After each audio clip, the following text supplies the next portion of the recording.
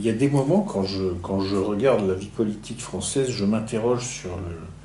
Enfin, je veux dire, politique française et sodomie, à un moment, il va falloir se poser des questions, quoi. Je veux dire, c'est...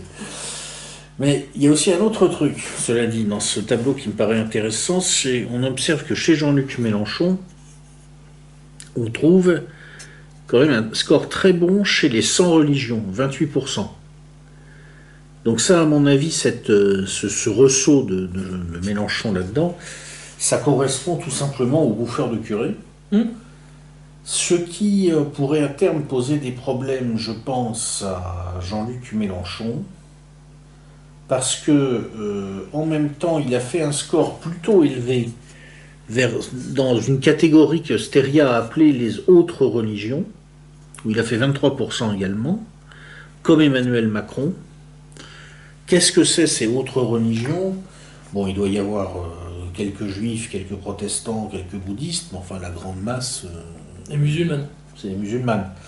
Et donc il y a un petit problème, M. Mélenchon, potentiellement, à mon avis, entre son électorat bouffeur de curé et son électorat musulman. Ça va pas toujours être facile à ce niveau-là, s'il veut stabiliser quelque chose. Ça s'arrangera avec le maintien des allocations. C'est malheureusement une clé possible.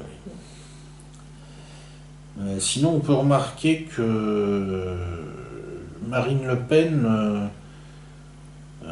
fait un score d'après Steria de 15% dans les autres religions. Alors, si on admet que c'est peu de musulmans, parce que les musulmans n'ont pas dû voter beaucoup Marine Le Pen, dans le second tour, d'après une étude, 92% d'entre eux ont voté Macron. Voilà, bon. Donc au premier tour, elle a dû faire 4 ou 5 points, quelque chose comme ça, pas plus. 5 apparemment. 5, bon. Donc ces 15 points-là, Steria ne détaille pas de quelle religion il s'agit. Il n'y a pas de raison de penser que c'est les protestants. Les protestants ont voté à peu près comme les catholiques, à peu de choses près. Moi, je me demande pourquoi on ne nous a rien dit sur le vote juif. Je me suis posé la même question. Ça veut dire que le vote juif a-t-il été plus important que la moyenne nationale en faveur du Front National?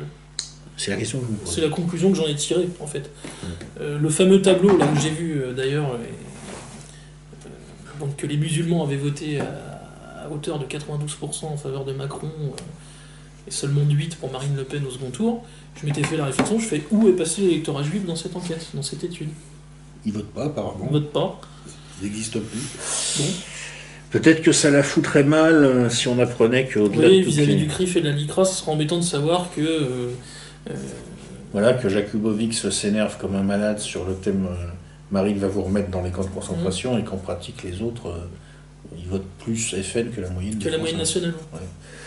Ça se pourrait bien que ça soit leur problème.